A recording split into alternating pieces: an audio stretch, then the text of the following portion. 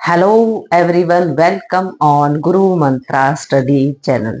बेटे, आज की क्लास आपके लिए बहुत स्पेशल होने वाली है क्योंकि बहुत लंबे इंतजार के बाद आपकी ये क्लास आई है। ये क्लास रहने वाली है 12th क्लास स्टूडेंट के लिए, जो कि हमारा 4th चैप्टर रहने वाला है। इसमें हम पढ़ने वाले हैं थिंकर्स, बिलीव्स एंड बिल्डिंग्स के बारे में पढ़ेंगे। कहने का मतलब क्या है कि किस तरीके से जो हिंदुइज्म है उसके अंदर कुछ बुराइयां प्रिवलेंट होती हैं, इंट्रोड्यूस होती हैं, कि कुछ अलग अलग काइंड की जो बुराइयां हैं देखने को मिलती हैं। तो उनके पैरेलल में कुछ धर्म ऐसे आते हैं जो बदलाव लेकर आते हैं, चेंज की बातें करते हैं। तो इन सभी बातों के बारे में आज हम पढ़ने वाले हैं। महात्मा बुद्ध के बारे में पढ़ेंगे, महावीर के बारे में पढ़ेंगे, आप स्तूपास पढ़ेंगे। स्तूपास क्या होते हैं? जो महात्मा बुद्ध के रिलिक्स थे ना। कहने का मतलब क्या है, जब महात्मा बुद्ध की डेथ हो जाती है तो जब उनका निवारण होता है तो उनकी अस्थियों को अलग अलग जगह पर लेकर जाया जाता है। तो उनको, उन अस्थियों को स्तूपों में रख दिया जाता है। तो इसी तरीके के जो स्तूप हैं उनके बारे में भी हम पढ़ने वाले हैं। और जैसे मैं अगर आपको बताऊं कि हमारे देश में ब्रिटिशर्स भी आते हैं, फ्रेंच भी आते हैं, डच, डेनिश, बहुत सारी जो अदर कंट्रीज हैं, यूरोपियन कंट्रीज हैं, हमारे देश में रूल करने आते हैं। होता क्या है कि हमारे देश के अंदर इतने शानदार जो स्ट्रक्चर्स को देखते हैं तो उनके मन में ये क्वेश्चन आता है कि हमारे कंट्रीज में इस तरह के स्ट्रक्चर्स जो हैं वो देखने को नहीं मिलते। तो क्यों ना हम ये जो बचे हुए रिमेन्स हैं या फिर इनके जो गेट्स बने हुए हैं, पिलर्स बने हुए हैं, तो क्यों ना हम इनको अपने देश में लेकर जाएं। इसी एग्जाम्पल के साथ हम आज की क्लास को स्टार्ट करते हैं कि इंडिया के अंदर ऐसी कौन सी महारानी थी जो कि हमारे जो पुराने रिलिक्स होते हैं या फिर रिमेन्स ऑफ स्तूपास होते हैं उनको किस तरीके से उन्होंने बचाने की कोशिश की और कैसे पैसा लगाया। तो आइए हम इस चैप्टर की जर्नी को स्टार्ट करते हैं और देखते हैं कि कौन वो महान औरतें थी जिन्होंने हमारी हेरिटेज, विरासत को क्या है बचाने का काम किया। तो लेट्स स्टार्ट द चैप्टर। ये देखो, ये कह रहे हैं कि जब यूरोपियन 90th सेंचुरी में ये चाहते थे कि हम इंडिया के अंदर कुछ बहुत बेहतरीन स्ट्रक्चर्स पाए जाते हैं तो क्यों ना हम उनको अपने देश में उठाकर लेकर जाएं और ये रिप्रेजेंट करें कि हम इंडिया से लेकर आए हैं और ये स्ट्रक्चर बहुत यूनिक होते थे। तो कह रहे हैं कि 90th century European were very interested in stupa at the Sanchi. Sanchi Sanchi के अंदर जो महात्मा बुद्ध हैं उनके स्तूपास पाया गया और उस स्तूप में 4 गेट पाए गए। अब देखो, जैसे इस तरीके से स्तूप का स्ट्रक्चर होता है तो इस तरीके से इसके चारों तरफ रेलिंग मिलती है, रेलिंग इस तरीके से पाई जाती है और उनके चारों दिशाओं में 4 गेट बने हुए थे। इस तरीके से वो 4 गेट बहुत शानदार, उस पर कार्विंग की गई है, डिजाइनिंग इस तरीके से की गई है। तो वो जो सांची के अंदर स्तूप थे उनको देखकर बहुत चौंक जाते हैं और ये कहते हैं कि हम इनको लेकर जाना चाहते हैं। तो देखो क्या होता है।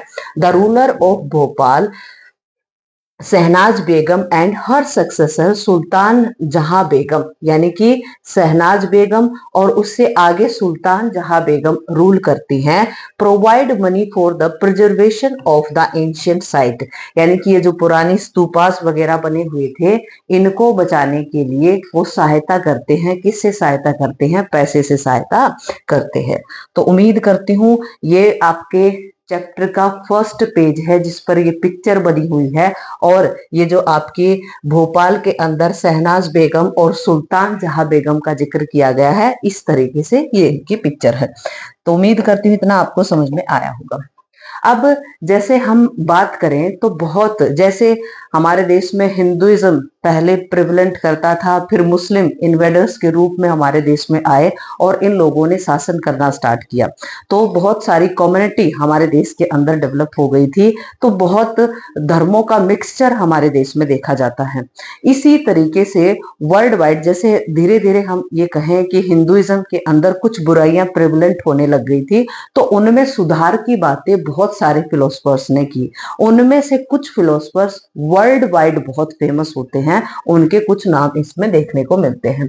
The mid first millennium BC saw the emergence of thinker such as the Zarathustra and the in Iran, King Zi in China, Socrates जिसको हिंदी में सुकरात भी बोला जाता है, Plato and the Aristotle in Greece, and Mahavira and Gautama Buddha among many others in India. ये कह रहे हैं कि ये दो तो जो कैरेक्टर हैं ये हमारे इंडिया के अंदर पाए गए, ये अलग अलग कंट्रीज के अंदर भी बहुत सारे समाज सुधारक पाए गए। इसको बहुत सिंपल तरीके से समझो कि कोई भी सोसाइटी होती है, किसी धर्म को, रिलीजन को फॉलो करके चलती है, तो उसके एक टाइम के बाद उस सोसाइटी के अंदर कुछ बुराइयां प्रिवलेंट होने स्टार्ट हो जाती हैं। उन बुराइयों को, उन कमियों को दूर करने के लिए अलग अलग सेक्ट्स आते हैं। सेक्ट्स का मतलब पंथ होता है, आप धर्म कह सकते हो। तो इस तरीके से वो अपनी तरफ से विचार देते हैं, थॉट्स देते हैं कि हम अपनी सोसाइटी के अंदर इस तरीके से क्या कर सकते हैं, सुधार कर सकते हैं। तो ऐसे ही हमारा इंडिया, जिसके अंदर महात्मा बुद्ध और महावीर महान दो व्यक्ति हुए हैं जिन्होंने बड़े लेवल पर चेंज लाने की कोशिश की है। तो आइए इनके बारे में धीरे धीरे पढ़ना स्टार्ट करेंगे और किस तरीके से इन्होंने हमारे देश में काम किया और कैसे बदलाव की भावना हमारे देश में देखने को मिलती है। पढ़ेंगे। There were several traditions of the thoughts, religious belief and practice, including the early Vedic tradition। जैसे हमारे पुराने टाइम में हम क्या है, वेदों को पढ़ते थे, तो जिसमें अर्ली वैदिक ट्रेडिशन आती है। अर्ली वैदिक tradition which were known from the Rigveda. जैसे हम 4 वेद पढ़ते हैं, कितने वेद पढ़ते हैं, 4 वेद, ऋग्वेद, सामवेद, यजुर्वेद, अथर्ववेद। अथर्ववेद एक ऐसा वेद है जिसमें साइंस और टेक्नोलॉजी की भी बातें होती हैं और जादू टोने की भी बातें होती है। बहुत ही अमेजिंग ये हमारा क्या रहने वाला है, वेद रहने वाला। अगर सबसे पुराने वेद की बात करें तो वो है आपका ऋग्वेद, और ऋग्वेद के अंदर पूजा पाठ करना, मंत्रों का जाप करना, अग्नि देवता का जाप करना, इस तरह के जो मंत्र हैं वो इसके अंदर देखे जाते हैं। और इनका टाइम इन्होंने कब से कब तक बताया कि 1500 बीसी से लेकर 1000 बीसी तक इसको कंपाइल किया गया है। आगे देखें। Many ideas found in the Upanishad. जैसे ध्यान से सुनना कि जो हमारे ऋग्वेद वगैरह होते थे उनमें जो संस्कृत भाषा होती थी, यानी कि जो संस्कृत भाषा होती थी, संस्कृत भाषा काफी टफ मानी जाती थी। तो इस काम को आसान करने के लिए क्या बनाए गए, उपनिषद बनाए गए। और उपनिषद में जो भाषा थी उसको इजियर बना दिया then that of the Rigvedas कह लो, या फिर हमारे जो 4 वेद है जिन उनमें जो भाषा लिखी हुई थी उससे इसको इजियर बना दिया, आसान बना दिया। तो जिससे बहुत सारी पॉपुलेशन इन चीजों को क्या करने लग गई, पढ़ने लग गई। आगे देखें। So that the people was curious about the meaning. और इस तरीके से जैसे उपनिषद वगैरह होते हैं तो इनमें बहुत सारी बातें मेंशन की गई और लोगों के मन में जिज्ञासा जगी कि लाइफ क्या होती है, जीवन क्या होता है, हम यहाँ पर इस पृथ्वी पर क्यों जन्म लेते हैं, फिर हमारी मृत्यु क्यों होती है। इस तरह के क्वेश्चन सोसाइटी के अंदर अलग अलग धर्मों में क्वेश्चन उठाए जाने लग गए। आगे देखें। अब क्या लाइफ के बाद डेथ होती है, डेथ के बाद फिर क्या दोबारा हमारी लाइफ बन पाती है, यानी कि दोबारा हम क्या बार बार जन्म लेते हैं। इन सभी क्वेश्चंस के बारे में बहुत जो फिलोसफर्स होते हैं उनके क्या होते हैं, क्वेश्चन रेज किए जाते हैं। People also begin questioning the sacrifices of the best significance of the sacrificial tradition. Sacrificial का मतलब क्या होता है, जो यज्ञ वगैरह होते हैं। अब यज्ञ कौन करते हैं, जो ऋषि हैं, मुनि हैं, वो यज्ञ करते थे। तो एक टाइम ऐसा आता है, जैसे आपने सुना होगा रामायण के अंदर सुना होगा कि राम जी ने क्या है अश्वमेध यज्ञ कराया था, जिसमें एक घोड़े को दौड़ाया जाता है और जहां तक वो घोड़ा दौड़ेगा वहां तक क्या रहेगा, राम का राज्य रहेगा। और आपने सुना होगा कहानी के अंदर कि जो लव और कुश है वो क्या करते हैं, उस घोड़े को रोकते हैं और अपने पिताजी के साथ युद्ध करते हैं। तो इस कहानी को आपने देखा था तो बड़े बड़े यज्ञ राजा महाराजा कराते थे, लेकिन धीरे धीरे क्या होता है, टाइम में बदलाव आता है और ये जो सेक्रीफाइस करना या यज्ञ करना ये आम सोसाइटी के अंदर भी ज्यादा फैल जाते हैं, जिसके कारण एक सिंपल व्यक्ति या साधारण व्यक्ति जो बहुत ही नॉमिनल अपने अर्निंग करता है वो इस चीज को नहीं कर पाता, तो जिसके कारण परेशान होना स्टार्ट हो जाता है।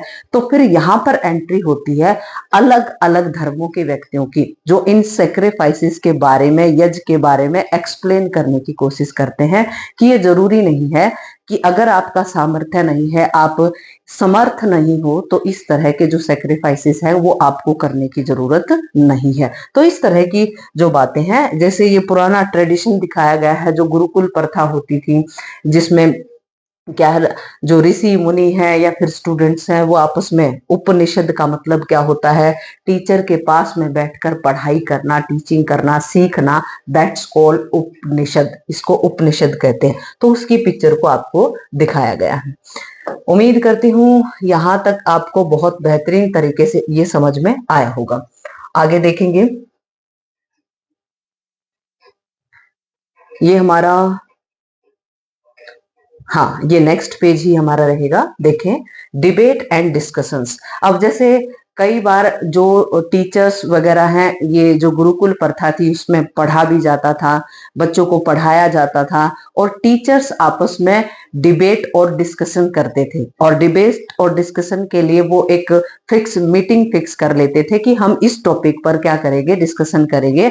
और मान लो 4 या 5 व्यक्ति डिस्कशन कर रहे हैं, उनमें से जिसकी बातें बेस्ट हुई वो बाकी 4 व्यक्ति, जैसे 4 व्यक्तियों 5 व्यक्तियों में डिस्कशन हो रहा है, एक व्यक्ति की बात को बहुत अच्छे तरीके से माना गया, तो बाकी उसके क्या बन जाएंगे, डिसिपल बन जाएंगे, शिष्य बन जाएंगे, और उस व्यक्ति को क्या माना जाएगा, एक प्रभावित व्यक्ति माना जाएगा कि इसने अपनी बात को साबित किया है। देखो कैसे, बुद्धिस्ट टेक्स्ट मेंशन, अब देखो बौद्ध के बारे में कह रहे हैं कि जो बुद्धिस्ट टेक्स्ट है उसमें 64 सेक्ट्स बनाए गए। कहने का मतलब उन्होंने अलग अलग सेक्शंस का निर्माण किया और हम उनको स्कूल्स भी कह सकते हैं। तो ये बौद्ध धर्म के अंदर कितने बनाए गए, 64 बनाए गए। आगे, teachers travel from place to place trying to convince one another as well as lay persons about the validity of their philosophy or the way they understood the world। अब देखो, टीचर क्या होते, जो गुरुकुल के अंदर जो गुरु पढ़ाते थे उन्हीं को ये क्या कह रहे हैं, टीचर्स कह रहे हैं कि ये टीचर एक जगह से दूसरी जगह पर हमेशा क्या करते रहते थे, यात्राएं करते रहते थे। यात्रा करते तो क्यों करते थे इस तरह की ये यात्राएं, ये आपस में कन्वर्सेशन के लिए, डिबेट्स और डिस्कशन के लिए यात्राएं करते थे। कई बार किसी टीचर के मन में कुछ ऐसा क्वेश्चन आया, उसका आंसर ढूंढने के लिए वो बाकी टीचर से क्या करता, मुलाकात करता, मीटिंग्स करते, बातें करते, डिस्कशन करते, फिर किसी कंक्लूजन पर पहुंचा जाता। तो क्या कह रहे हैं, डिबेट्स टुक प्लेस द कुटाग्रहशाला, इसको कुटाग्रहशाला, जिसमें एक नॉर्मल कुटिया, जैसे घास फूस की बनी हुई एक कुटिया होती है जिसको कुटार गृहशाला कहते, उसके अंदर कई सारे जो टीचर्स, जिनको हम गुरु कह सकते हैं, वो बैठते और एक रूफ के नीचे ही बैठते, और ग्रुप्स विच ट्रेवलिंग मेडिकेंट हॉल्ट। ये कह रहे हैं कि कई बार ये जो हॉल्ट होती, ये झोपड़ी वगैरह होती, ये किसके लिए होती थी, ज्यादातर कि जो आप ऋषि मुनि एक जगह से दूसरी जगह पर जो यात्राएं करते थे, जगह जगह पर जाते थे, तो उनके लिए इनका निर्माण किया जाता था, जो कि सन्यासी होते थे, जो कि साधु होते थे, जो कि मेडिकेशन करते थे, कहने का मतलब ध्यान करने का काम करते थे। तो इनके बीच में भी कई बार डिस्कशन और डिबेट्स होते, वो किसी भी टॉपिक को लेते और लंबे समय तक इनके बीच में बहस होती और लास्ट में कोई ना कोई कंक्लूजन यहाँ पर निकलता था। तो जिससे उसको एक जो इस बहस में, डिस्कशन में जो भी जीतता था उसको गुरु मान लिया जाता था, बाकी जो उनके साथ डिबेट्स कर रहे होते थे। उम्मीद करती हूँ इतना आपको समझ में आया होगा। अब देखें, महावीर के बारे में पढ़ेंगे। महावीर महावीर जो कि जैन धर्म के 24वें तीर्थंकर इनको माना जाता है, यानी कि 24वें टीचर कह सकते हो आपको, इनको माना जाता है।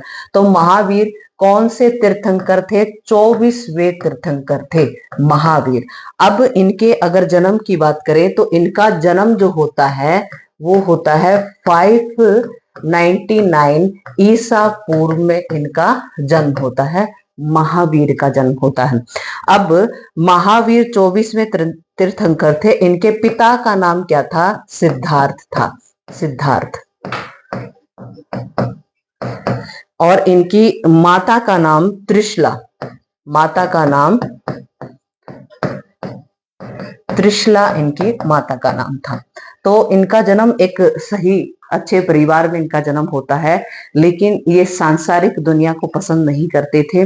तो सांसारिक दुनिया को ये त्याग कर फिर ये साधना में लग जाते हैं और बहुत बड़े बड़े मैसेजेस दुनिया को देने का काम करते हैं। कौन? महावीर। महावीर इन्होंने अपना जब घर छोड़ा तो इनकी आयु थी 30 वर्ष की आयु थी, यानी कि ये 30 साल के हो चुके थे तब इन्होंने क्या है अपना घर छोड़ा। और जब भी इनको ज्ञान की प्राप्ति होती है उसके बाद इनको क्या कहा गया? महावीर कहा गया, महावीर कहा गया। तो ये 2-3 बातें आपको जरूर याद रखनी है कि महावीर 24वें तीर्थंकर और ये कौन से धर्म से हैं?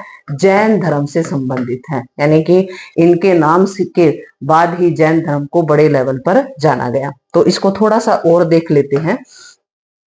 The basis philosophy of the Jains was already in the existence in the North India before the birth of the Varthaman, यानी कि जो इनके बचपन का नाम क्या था? वर्धमान था, वर्धमान इनके बचपन का नाम था। और बचपन का नाम इनका वर्धमान था तो आगे चलकर इनको महावीर कहा जाता है। क्या कहा जाता है? महावीर।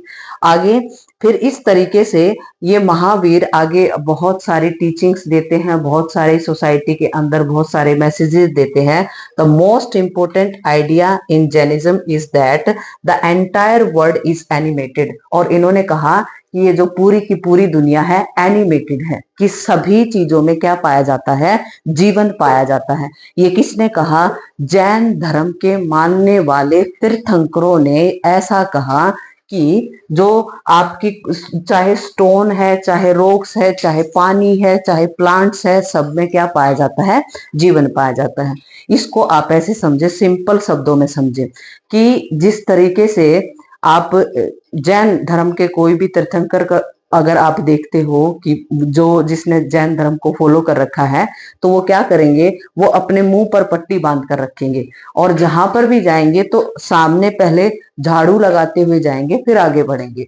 इनका कहना है कि बहुत सारे ऐसे जीव होते हैं या बैक्टीरियाज होते हैं जो हमें नेकेड आई से दिखाई नहीं देते और उनको हम मारने का काम कर देते हैं। तो इनका मानना ये होता है कि हमें किसी भी जीव जंतु को क्या नहीं करनी चाहिए? कोई भी तकलीफ नहीं देनी चाहिए।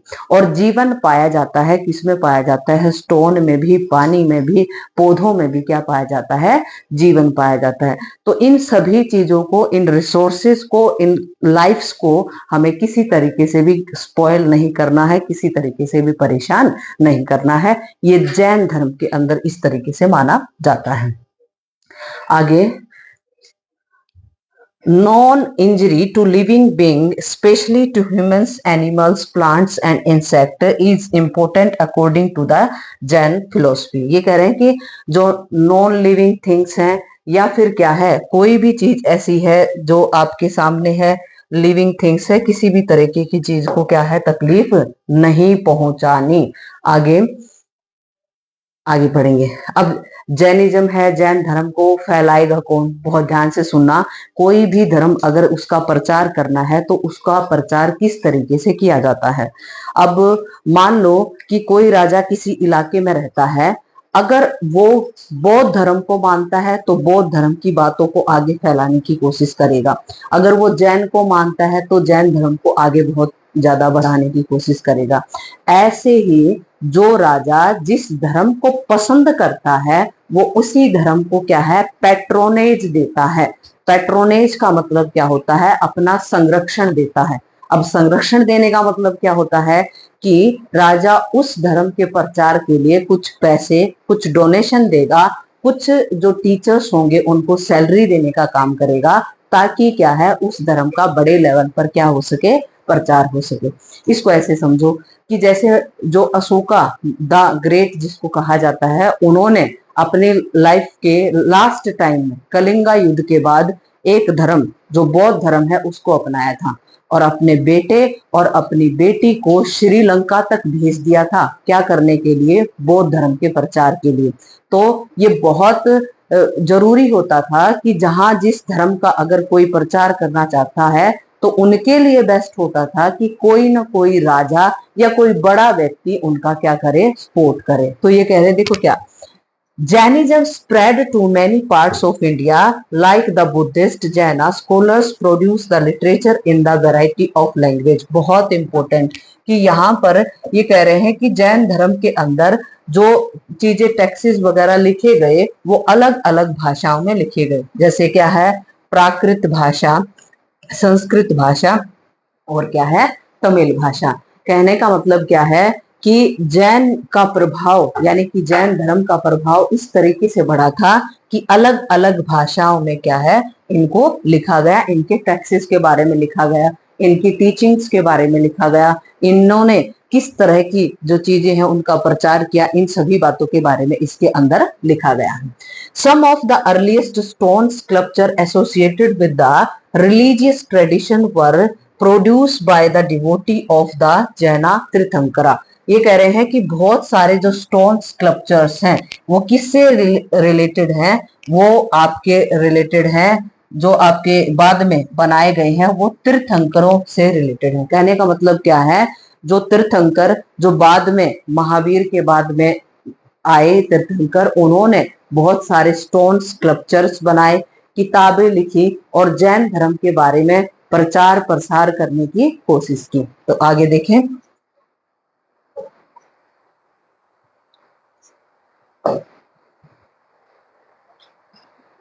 अब ये देखिए सिद्धार्थ।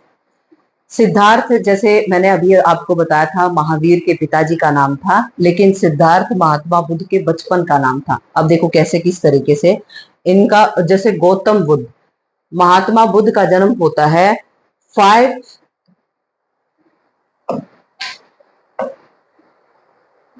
563 ईसा पूर्व में जन्म होता है।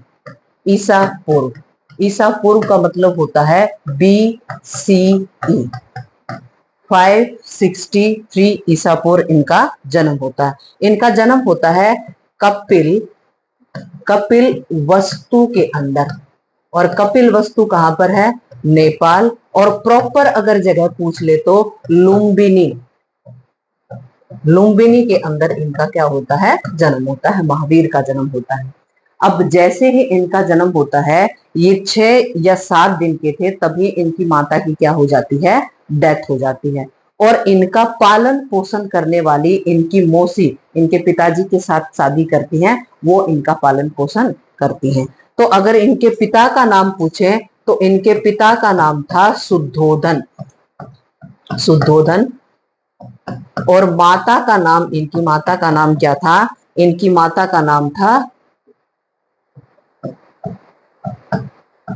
माया देवी, यानी कि इनकी माता का नाम था। इनके बचपन का नाम क्या है, सिद्धार्थ। जैसे मैंने महावीर के पिताजी का नाम सिद्धार्थ बताया था, तो इनके बचपन का नाम क्या था, सिद्धार्थ था। यानी कि मैं यहाँ बचपन लिख देती हूँ, बचपन का नाम क्या था, सिद्धार्थ था। इस तरीके से इनका जो बैकग्राउंड था, फैमिली बैकग्राउंड रहा। और जिस माता ने, यानी कि जो मौसी थी जिन्होंने इनका पालन पोषण किया था, उनका नाम था महाप्रजापति गौतमी, ये उनका नाम था। और ये पहली जो टीचर बनती है ना, बौद्ध धर्म के अंदर पहली फीमेल टीचर बनने वाली भी यही थी। यानी कि बौद्ध धर्म में शामिल होने वाली पहली महिला कौन थी, महाप्रजापति गौतमी पहली महिला थी। फिर जैसे अब इस तरीके से इनका, जैसे पहले जब इनका जन्म होता है तो एक ऋषि इनके बारे में बताते हैं, इनको देखते हैं, इनके दर्शन करने आते हैं।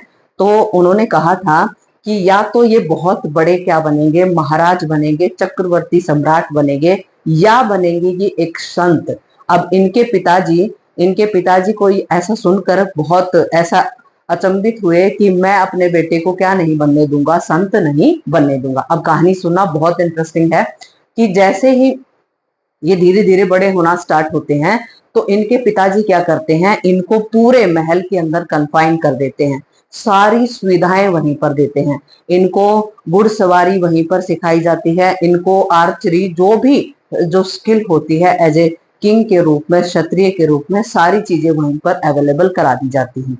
महल के अंदर कोई भी बीमार व्यक्ति अलाउ नहीं था कि वहां पर कोई बीमार व्यक्ति जाए। महल के अंदर कोई बूढ़ा व्यक्ति अलाउ नहीं था कि वहां पर कोई बूढ़ा व्यक्ति जाए। तो इस तरह का माहौल राजा ने क्रिएट किया था कि ये कभी भी संत ना बने और इनकी कम ही एज में क्या कर दी जाती है, शादी कर दी जाती है कि ये अपने परिवार के साथ क्या हो जाए, मिक्स हो जाए।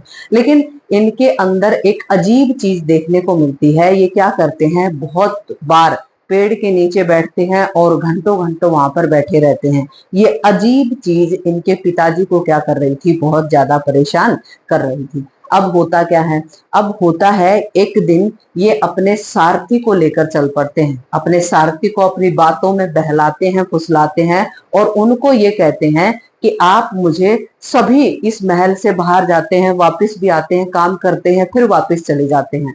तो क्या ऐसा पॉसिबल है कि मैं यहाँ क्या करूं, मैं महल से बाहर जाऊं और महल से बाहर जाने के बाद मैं क्या करूं, इस बाहर की दुनिया को देख पाऊं? तो कैसे पॉसिबल हो सकता है?